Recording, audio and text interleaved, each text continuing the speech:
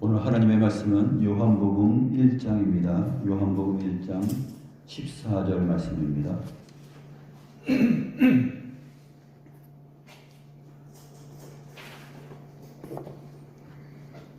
요한복음 1장 14절 말씀 함께 읽겠습니다. 시작. 말씀이 육신이 되어 우리 가운데 거하심에 우리가 그의 영광을 보니 아버지의 독생자의 영광이요 은혜와 진리가 충만하더라.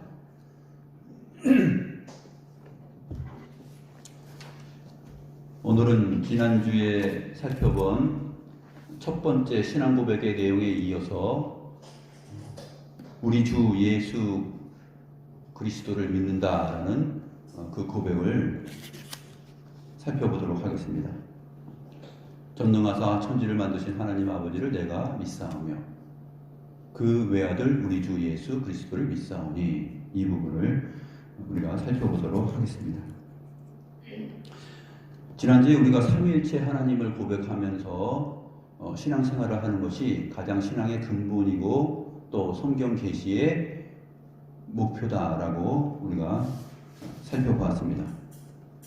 그리고 성부 하나님과 성자 하나님, 성령 하나님을 살피는 과정 속에서 성부 하나님으로부터 성자 하나님이 나셨다라고 했을 때 그 출생하셨다라는 그 의미는 피조물 가운데서 찾아볼 수 있는 유비로서, 또 그 예로서 인간이나 동물이 태어나는 과정 속에서 우리가 알 수 있는 것이 아니다라는 것도 살펴보았습니다. 아버지에게서 아들이 났다라는 것을 했을 때 지극히 인간적으로 이해할 수 없는 표현이다. 그것은 어떤 표현이냐 하면은 계시다라고 얘기했습니다. 하나님께서 나타내신, 그것을 우리가 요한복음 1장 18절 말씀을 통해서 우리가 살펴보았는데, 본래 하나님을 본 사람이 없으되 아버지 품속에 있는 독생하신 하나님이 나타내셨느니라. 이 독생하신 하나님이라는 것은 이제 모노게네스인데 홀로 나신 분이에요. 홀로 나신 하나님이에요. 그러니까 처음부터 아버지와 함께 계셨고 아버지와 동등한 영광과 경배를 받으시기에 합당한 분으로서 계셨는데, 왜 그러면 아버지로부터 나셨다, 나심이라는 표현을 쓸까?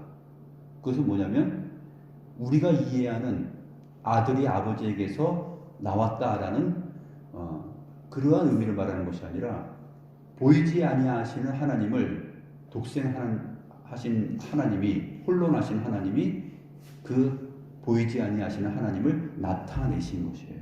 계시하셨다라는 의미예요. 그런 의미가 바로 요한복음 1장 18절의 내용이죠. 그래서 예수님은 이렇게 말씀하셨잖아요. 빌립에게 나를 본 자는 아버지를 보았다라고 말씀하시는 것이에요. 제자들도 사실 그 당시에 제대로 이해하지 못하고 있었죠. 하나님과 하나님의 아들이 삼위일체로서의 하나님이신 것을 제대로 이해하지 못합니다. 또 요한복음 10장 30절에 보게 되면 나와 아버지는 하나이다 라고 말씀을 하셨습니다.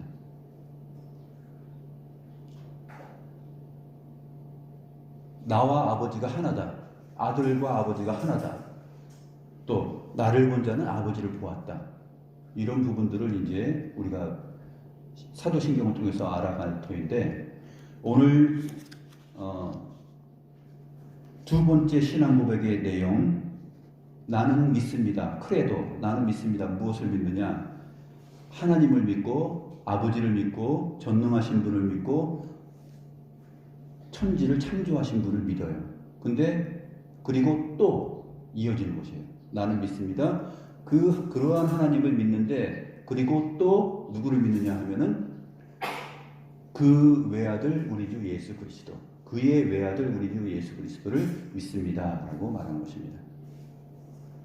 그러니까 크레도라는, 나는 믿습니다라는 말은 한 번 나와요. 그리고 쭉 이어져서 또 그의 외아들 우리 주 예수 그리스도를, 이렇게 연결되는 것이에요. 이 부분을, 이제 두 번째 부분을 살펴보도록 하겠습니다. 근데 원래 사도신경의 그 순서를 보게 되면 우리말로 이렇게 사도신경에 번역된 순서처럼 되어 있지는 않아요. 어떻게 되어 있냐면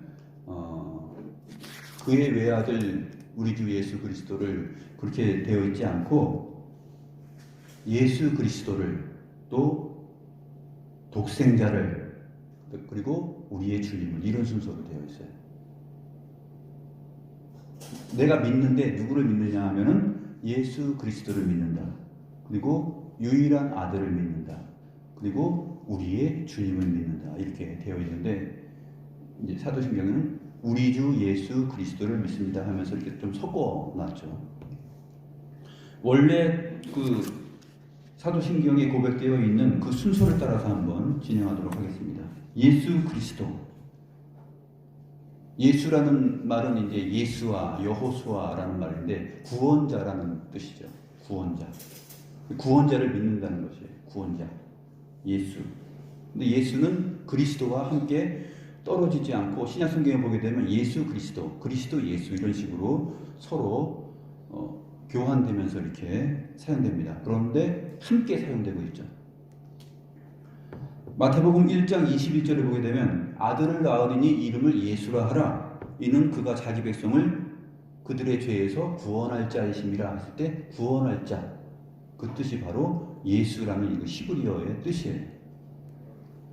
누구를 구원하냐면 자기 백성을 구원하는 것이에요. 세상 모든 사람들 다 구원하는 게 아니라 자기 백성을 구원하고 자기 백성이 아닌 자들은 심판하는 거예요. 그런 분이 바로 누구냐면은 예수예요. 그 예수님을 믿는 거예요. 나는 그 예수님을 믿습니다. 라고 고백하는 것입니다. 우리가 하나님보다 더 훌륭하고 하나님의 계획과 뜻보다 더 훌륭하면 안 돼요. 하나님 나만 구원할 뿐만 아니라 이 세상 모든 사람을 다 구원해 주세요. 갸륵하죠. 높은 마음입니다. 그러나 그것이 하나님의 가지신 선과 거룩하심과 공의와 그 모든 것에 오히려 도전할 수 있는 의미다라는 것이에요. 우리가 예수님을 믿는다 했을 때는 자기 백성을 저희들의 죄에서 구원할 자를 믿는 것이에요. 그러니까 기독교는 싫어하는 거예요. 그 미움을 받아요. 지네들만 구원 얻는데 이렇게 얘기를 하는 거죠. 그래서 다른 종교들과 함께 나란히 손을 잡고 이렇게 갈 수가 없는 것이에요. 그 다음에 예수 다음에 그리스도. 그리스도는 무슨 뜻이냐면 기름 부음을 받은 자죠. 히브리어는 메시아. 그래서 기름 부음을 받은 자. 그게 바로 그리스도라는 뜻입니다. 이 메시아가 올 것을 신약의 성도들이 다 기대를 했는데 구약 내에서 이 메시아는 어떻게 나타났냐면 선지자, 왕, 제사장으로 이렇게 나타났죠. 선지자와 제사장, 왕이 바로 기름 부음을 받은 세 부류입니다.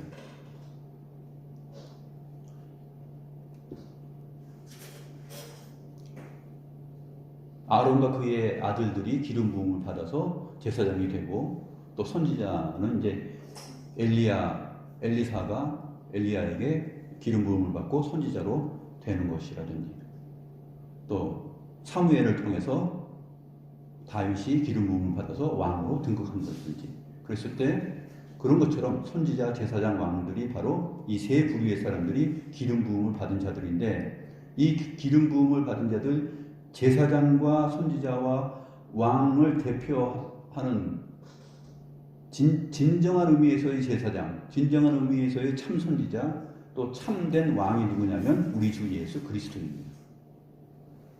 그래서 구약에 나타난 선지자와 제사장과 왕은 사실상 누구를 바라보고 있는 것이냐면 참된 선지자여 제사장이신 또 왕이신 주님을 바라보고 있는 그림자 역할을 한 것이에요.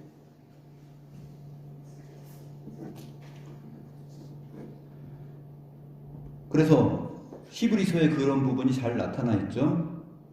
히브리서에 보게 되면 히브리서 5장 6절에 보게 되면 영원히 멜기세덱의 반차 서열대로 오시는 분에 대해서 소개합니다. 우리 주님을 영원히 멜기세덱의 반차, 그 멜기세덱의 계열 서열로 오시는 분이다, 이렇게 설명을 하고 있습니다. 시편 110편 4절을 인용한 내용인데, 여호와는 맹세하고 변하지 아니하시리라. 이르시기를 너는 멜기세덱의 서열을 따라 영원한 제사장이라 하셨도다.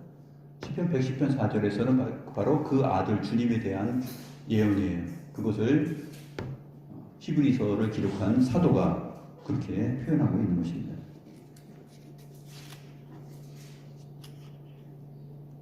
히브리서 7장 1절부터 3절을 보면 이 멜기세덱은 살렘 왕이요 지극히 높으신 하나님의 제사장이라. 여러 왕을 쳐서 죽이고 돌아오는 아브라함을 만나 복을 빈 자라. 아브라함이 모든 것의 10분의 1을 그에게 나누어 주니라. 그 이름을 해석하면 먼저는 의의 왕이요 멜기세덱, 원래 정확히 말하면 그 멜키ጼ덱이에요. 멜키ጼ덱. 그래서 나의 왕은 의롭다라는 뜻이에요. 그러니까 먼저는 의의 왕이요. 그 다음에 살렘 왕이에요. 살렘 왕이라고 또 소개하고 있지 않습니까? 살렘 왕이라 했을 때 살렘은 뭐냐면 평강의 왕이죠. 그래서 먼저는 의의 왕이에요. 멜기세덱이니까. 그 다음은 살렘 왕이니 곧 평강의 왕이요. 아버지도 없고 어머니도 없고 족보도 없고 시작한 날도 없고 생명의 끝도 없어 하나님의 아들과 닮아서 항상 제사장으로 있느니라. 히브리서 7장에서 사도가 이렇게 소개를 하고 있습니다. 누구에 대해서냐면 바로 우리 주님, 그의 아들에 대해서 그렇게 해석을 하고 설명을 해주는 것이에요. 그래서 아브라함이 돌아올 때 그에게 나타나서 복을 빌어준 자가 바로 멜기세덱인데, 그 멜기세덱의 정체성에 대해서 창세기 본문에 나와 있지 않잖아요. 그 신비한 존재죠. 그렇게 소개되고 나타났던 이유는 바로 우리 주님의 그 하나님의 아들 되심, 의의 왕 되심, 또 영원한 제사장 되심, 그것을 보여주는 그림자 역할을 하기 위해서 그렇게 계시를 하신 것이죠.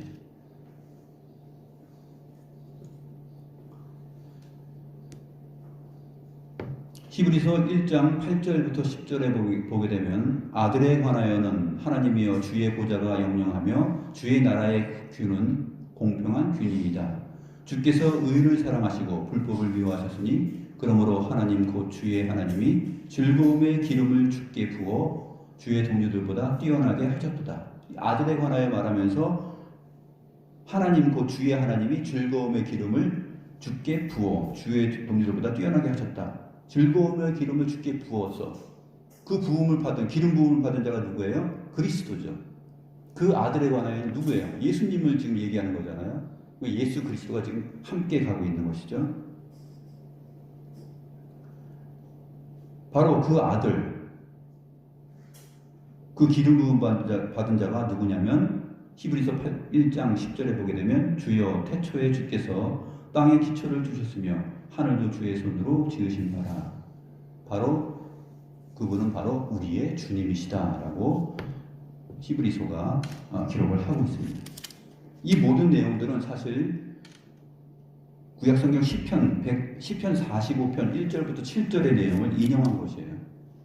그러니까 히브리서의 내용, 또 신약성경 다른 부분을 보게 되면 구약에 있는 내용들을 인용하고 그 의미가 무엇을 지향한 것이며 무슨 의미인지 해석을 다 해주고 있는 것이죠. 예수님 그리스도에 대하여서 설명과 해석을 해주는 것입니다. 이제 조금 더 디테일하게 그 외아들 부분을 살펴보겠습니다. 예수 그리스도를 믿습니다. 그리고 그 외아들이라 그랬는데 사실 정관사로서의 그 외아들이 아니라 그의 아들이에요. 근데 그의 아들인데 그냥 아들이 아니라 원래 보게 되면 그의 유일한 아들로 되어 있어요. 그의 유일한 아들. 이것이 정확한 사도신경의 의미입니다. 외아들 개념이 아니에요. 그러니까 이것을 지극히 우리가 인간적으로 이해할 수 있는 한국인의 정서로서의 그 외아들, 그런 개념이죠. 근데 그런 개념하고는 틀려요. 그의 유일한 아들이에요. 이 유일한 아들이라는 것은 어떤 의미에서 유일한 아들이냐면 피조 세계 안에서 우리가 인간적인 그 상식 안에서 견줄 수 없고 비교할 수 없는 그러한 독특하고 특별한 그런 의미에서의 아들이에요. 그러니까 이 아버지와 아들의 관계가 그런 것이에요. 이 세상에서는 찾아볼 수 없는 그러한 경우죠. 그렇기 때문에 그의 유일한 아들이라는 말로 표현을 하는 것입니다. 아까도 말씀드렸지만 요한복음 1장 18절에 본래 하나님을 본 사람이 없으되 아버지의 품속에 있는 독생하신 하나님이 나타내셨느니라. 이게 홀로 나신 거예요. 사실은 실질적으로는 홀로 나신 거예요. 처음부터 하나님과 함께 계셨고, 요한복음 17장에서도 그렇게 말하고 있지 않습니까? 처음부터 하나님과 함께 계셨던 분.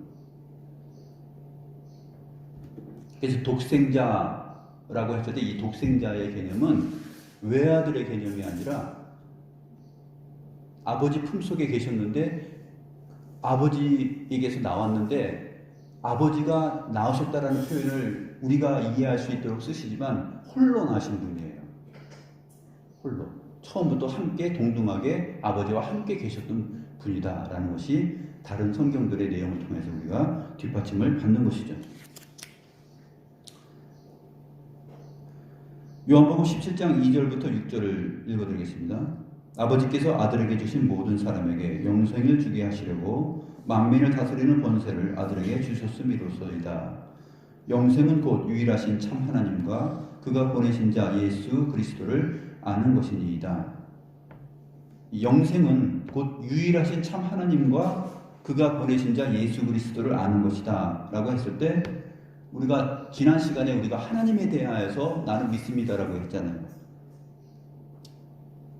그 참 하나님, 그 다음에 그가 보내신 자 예수 그리스도를 아는 것입니다 라는 이 표현 속에서 우리는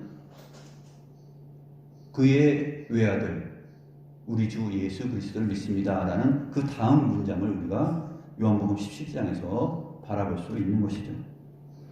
아버지께서 내게 하라고 주신 일을 내가 이루어 아버지를 이 세상에서 영화롭게 하셨사오니 아버지여 창세 전에 내가 아버지와 함께 가졌던 영화로서 지금도 아버지와 함께 나를 영화롭게 하옵소서.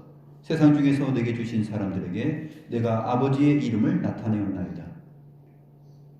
나를 본 자는 아버지를 본 자이기 때문에 그리스도의 모든 사역을 통해서 주님은 누구를 나타낸 거냐면 보이지 아니하시는 아버지를 자기가 나타낸 거예요. 계시하신 거예요. 그런 의미에서의 그 아버지와 아들의 관계입니다. 그 하나님, 그러한 아들을 믿는 거예요.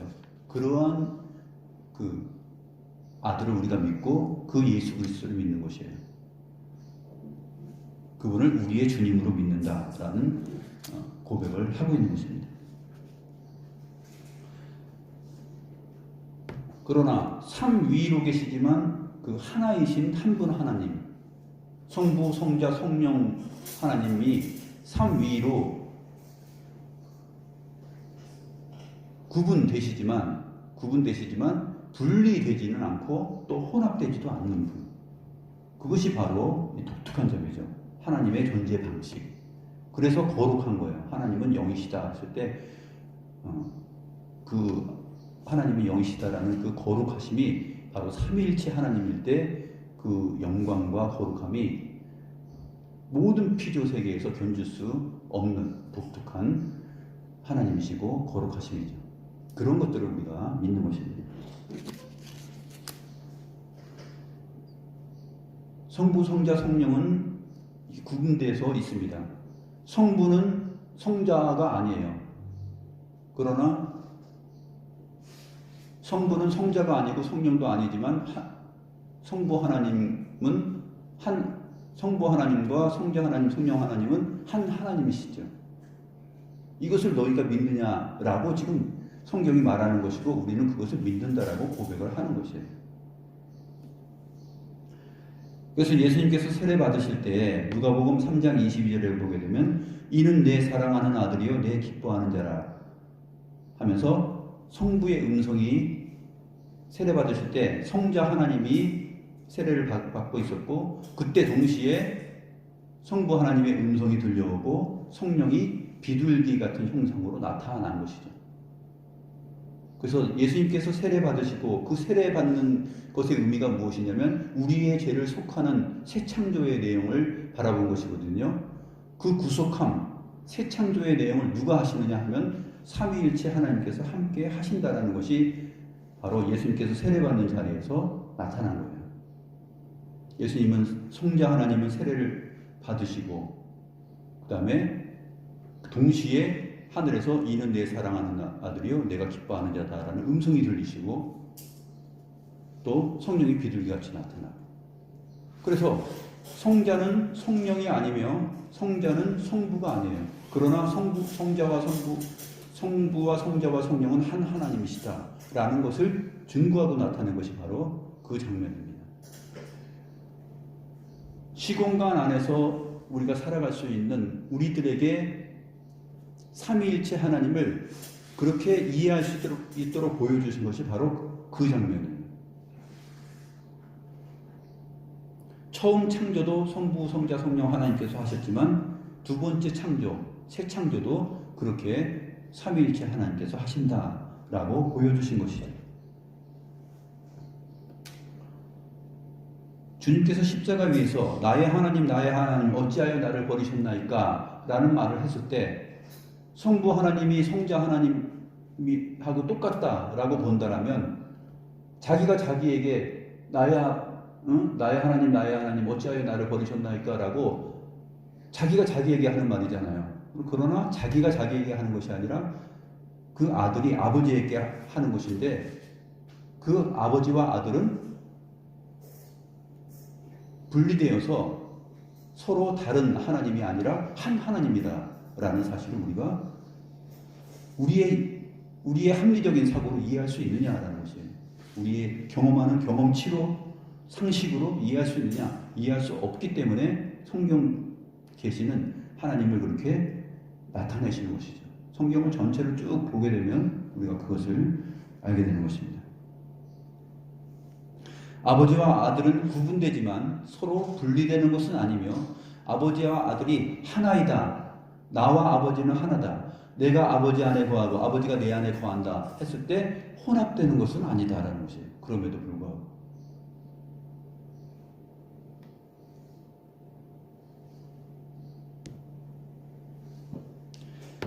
아버지 안에 아들이 있을 수 없고 아들 안에 아버지가 있을 수 없습니다. 그렇죠? 우리가 아는 상식으로서는 아버지 안에 어떻게 아들이 있을 수 있어요? 생각해 보세요. 아버지 안에 내가 있을 수 있어요? 또 내 안에 아버지가 있는 경험을 해본 적이 있어요? 시공간 안에 피조 세계 안에 사는 그 존재들은 그 경험을 할래야 할 수가 없어요. 근데 주님은 아버지 안에 내가 있고 내 안에 아버지가 있다라고 말을 하는 것이에요. 자, 마이크를 이렇게 딱 잡았어요. 제 손 안에 뭐가 있습니까? 마이크가 있죠. 그런데 이 마이크 안에 제 손이 있습니까? 없죠. 이게 바로 피조세계 안에서의 한계예요. 만약에 우리가 사는 이 경험하는 우리가 살아가는 삶의 방식 속에서 내가 컵을 하나 딱 잡았는데 어떤 사람이 이렇게 얘기하는 거예요. 봐, 내 손 안에 컵이 있고 이 컵 안에 내 손이 있잖아. 그럼 미친 사람 아니야? 그렇게 할 거잖아요.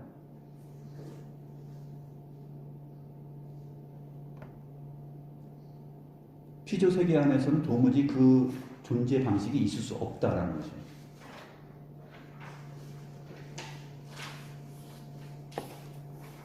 그러나 주님은 아버지 안에 내가 있고 내가 아버지 안에 있는 것처럼 너희도 내 안에 거할 것이다 라는 이 신비로운 말을 하고 있습니다. 누구만 가능하냐면 하나님께서 하시면 바로 삼위일체 하나님으로서 존재하시는 그 하나님의 존재 방식, 그 거룩하신 분이 하신다면 하나님께서 우리 안에 거하시고 우리가 하나님 안에 거하는 그 일이 가능하다라는 것이에요. 그래서 우리가 성찬 때도 실제로 빵과 포도주를 마시지만 빵과 포도주가 우리 몸속에 들어가서 함께 있는 것처럼 사실은 그것은 빵이요 포도주이지만 실제로 그것을 믿고 내 살이다 내 피다라고 하나님께서 말씀하셨기 때문에 우리가 그것을 믿음으로 받아들일 땐 믿음으로 그것을 먹을 때에는 마치 빵과 포도주가 우리 안에 거하는 것처럼 우리 주님께서 우리 안에 거하는 진짜 그 참된 역사가 성찬 시간에 일어나는 것이에요.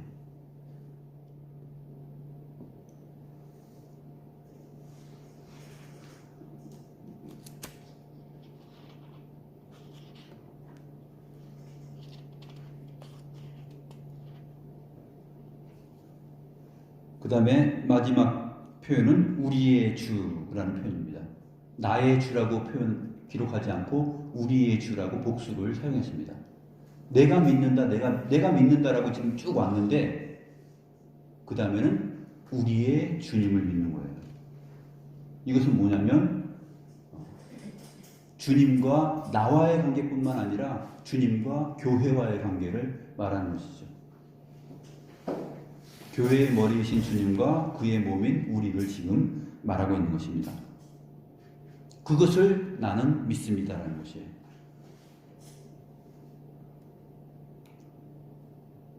주님은 나의 주님만 되는 것이 아니라 우리의 주님입니다. 이 우리의 주님은 어디서부터 시작하냐면 아담서부터 시작하죠. 아담서부터 시작해서 이제 온 세상이 심판을 받고 새하늘과 새 땅이 이루어질 때 우리 뒤에 있을 모든 사람들, 하나님의 백성들 전체를 말합니다.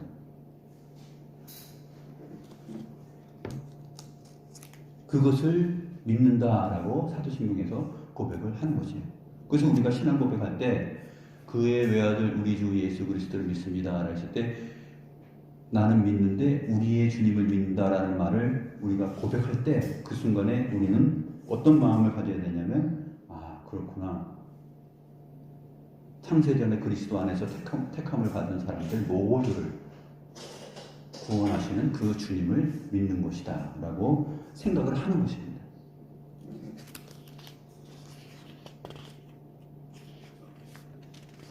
더 많은 설명, 더 풍성하고 자세한 설명을 해야지 합당하지만 그것은 성경 전체 속에서 계속 나타나고 우리가 죽을 때까지 반복해서 또 확장하여서 바라볼 것이기 때문에 최소한 우리가 이 사도신경에 대해서 이렇게 강해로서 살펴본 다음에는 사도신경을 우리가 함께 신앙 고백을 할 때에 글자 하나하나 이렇게 입으로 고백하면서 지나갈 때 우리의 머릿속은 지금 우리가 살펴보고 들었던 내용들, 이러한 내용들이 우리의 영혼을 스쳐 지나가야지 맞아요.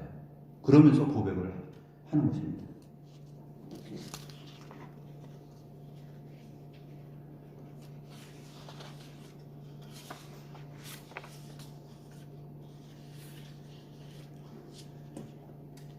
요한복음 4장 17절에서 18절 보게 되면 안식일에 베데스다 연못에 있는 38년 된 병자를 주님께서 고쳐주셨어요. 유대인들이 화가 났죠. 왜 화가 났냐면 안식일에 저런 일을 한단 말이야 하면서 화가 났습니다.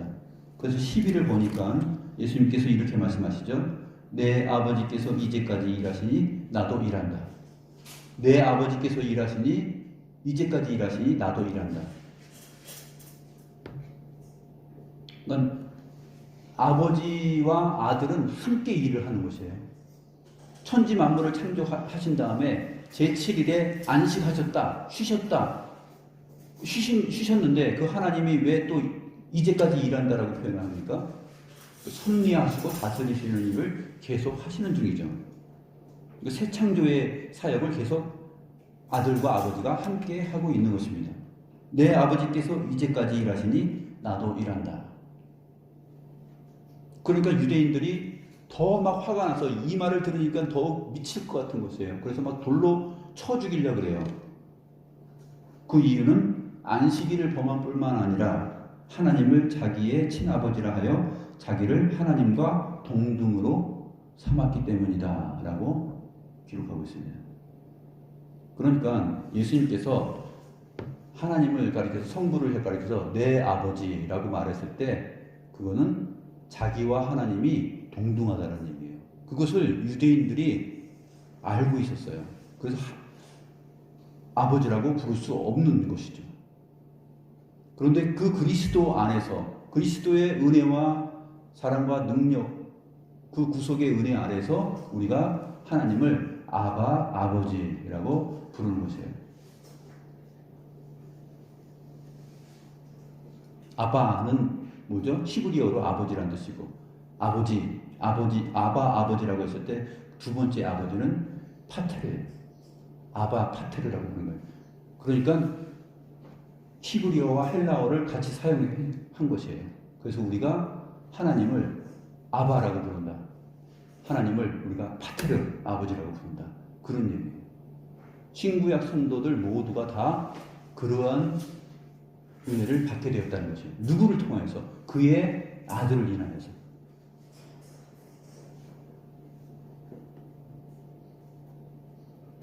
그래서 성부와 성자는 그 존재와 영광 받으심에 있어서 동등하시다라는 것입니다. 처음부터 함께 계셨고.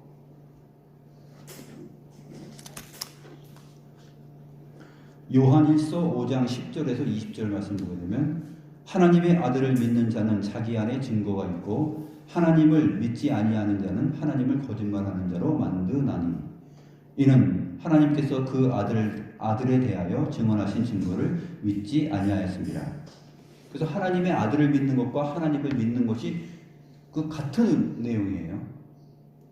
하나님의 아들을 믿지 아니하면 하나님을 믿지 않는 것과 같다라고 증거하고 있는 것이죠. 또 증거는 이것이니 하나님이 우리에게 영생을 주신 것과 이 생명이 그의 아들 안에 있는 그것입니다. 하나님이 우리에게 영생을 주셨어요. 이건 성부, 아버지를 말하는 것이에요. 요한일서 5장 그 문맥에서는 바로 아버지를 말해요. 요한일서 5장 9절에 아버지께 감사한다라는 말을 마친 다음에 이제 10절부터 20절의 내용이 쭉 오는데 거기에서 아버지와 그의 아들의 동등성에 대해서 계속 강조를 합니다.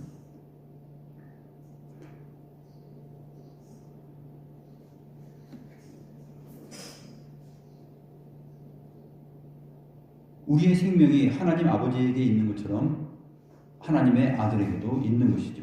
그래서 아들이 있는 자에게는 생명이 있고 하나님의 아들이 없는 자에게는 생명이 없느니라. 내가 하나님의 아들의 이름을 믿는 너희에게 이것을 쓰는 것은 너희로 하여금 너희에게 영생이 있음을 알게 하려 함이라. 요한일서 이 5장의 배경은 뭐냐면 그 당시에는 예수 그리스도께서 육체로 오신 것을 믿지 않고 그 육체로 오신 그 예수 그리스도께서 하나님이시다라는 것을 믿지 않았었어요. 육체로 오신 것을 부인하는 자들이, 이단들이 많이 있었습니다.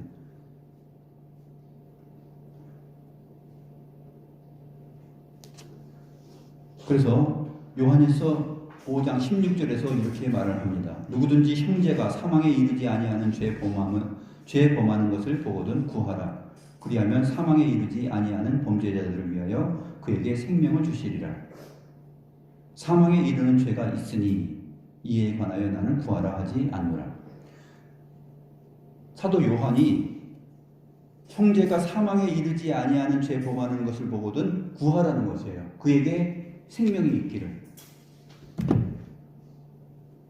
그러니까 죄 가운데 사망에 이르지 아니하는 죄가 있고 사망에 이르는 죄가 있는데 사망에 이르는 죄가 무엇이냐면 육체로 오신 예수 그리스도를 하나님으로 믿지 않는 자들이 바로 사망에 이르는 죄를 저지르고 있는 자들이에요.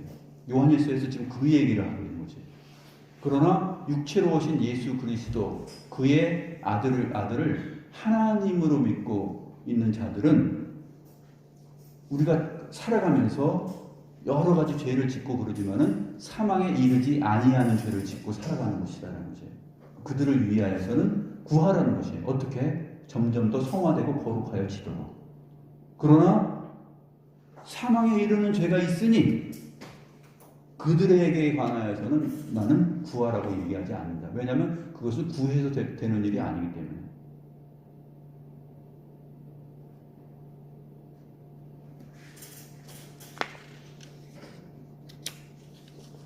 그래서 오늘 내용, 그의 외아들 우리 주 예수 그리스도를 나는 믿습니다 라고 이렇게 고백을 했을 때 바로 이러한 내용들이 전체적으로 생각해야 되는 내용들입니다.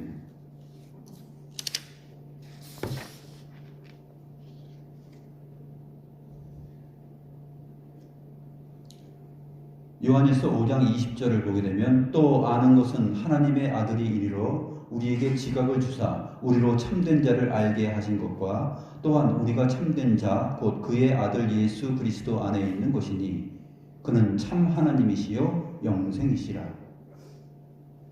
하나님의 아들에 대하여서 지금 표현하는데 그는 참 하나님이시요 영생이시다 이렇게 표현하는 것입니다.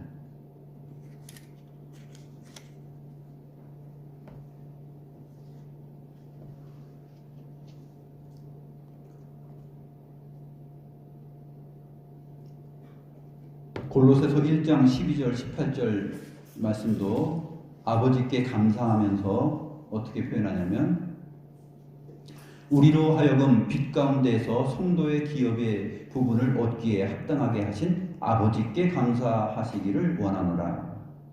아버지께 감사하기를 원하면서 그 다음 내용은 그가 우리를 흑암의 권세에서 건져내사, 그가 누구냐면 아버지예요. 아버지가 우리를 흑암의 권세에서 건져내사 그의 사랑의 아들의 나라로 옮기셨으니 그 아들 안에서, 그 아들 안에서는 잘 한 것인데 원래는 그 안에서라고만 되어 있는데 헬라어로는 그 안에서는 어떤 안에서냐면 그의 사랑의 아들 안에서요. 그의 사랑의 아들 안에서 우리가 속량 곧 죄사함을 얻었도다. 그는 보이지 아니하는 하나님의 형상이시요 모든 피조물보다 먼저 나신 이시니 만물이 그에게서 창조되되 하늘과 땅에서 보이는 것들과 보이지 않는 것들과 혹은 왕권들이나 주권들이나 통치자들이나 권세들이나 만물이 다 그로 말미암아 그를 위하여 창조되었고 또한 그가 만물보다 먼저 계시고 만물이 그 안에 함께 서느니라. 그는 몸인 교회의 머리시라.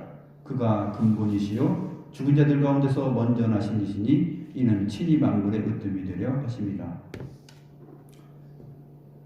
이러한 내용들이 바로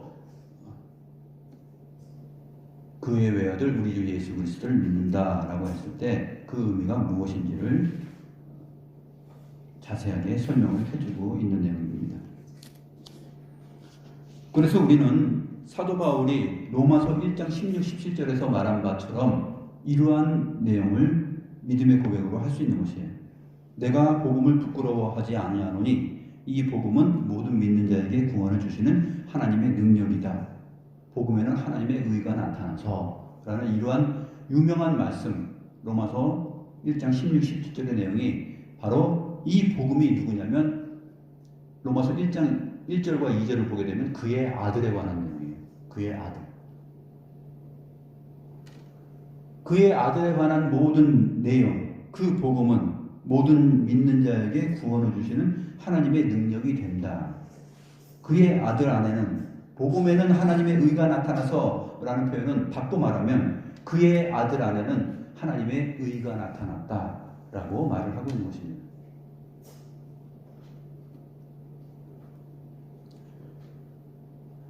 그래서 우리 주님께서 요한복음 14장 1절에서 이렇게 말씀하셨어요. 너희는 마음에 근심하지 말라. 하나님을 믿으니 또 나를 믿으라. 하나님을 믿으니 또 나를 믿으라. 이것을 고백한 것이 바로 사도신경의 순서예요. 전능하사 천지를 만드신 하나님 아버지를 내가 믿사오며 그의 외아들 우리 주 예수 그리스도를 믿사오니 라는 이 두 문장이 한마디로 표현하면 무엇이냐면 하나님을 믿으니 또 나를 믿으라. 우리가 지난주에는 하나님을 믿는 것에 대해서 배웠잖아요.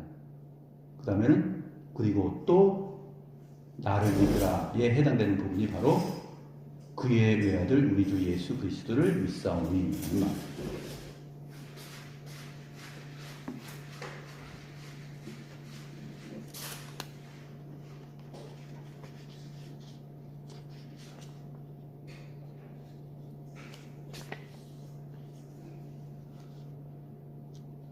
그래서 이러한 그 내용들을 생각했을 때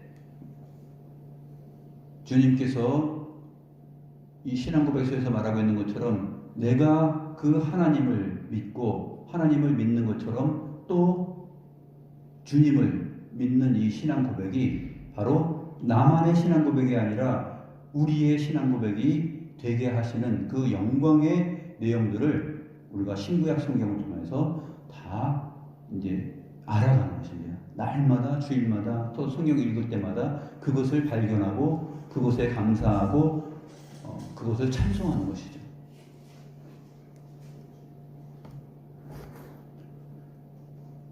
이제 다음 주에는 그 주님께서 하신 일, 행하신 일들에 대해서 우리가 믿는 것을 얘기하는데 어떤 내용들인지 그 다음 주에 예수 그리스도의 사역에 대하여서 우리가 살펴보도록 할 것입니다. 기도하겠습니다.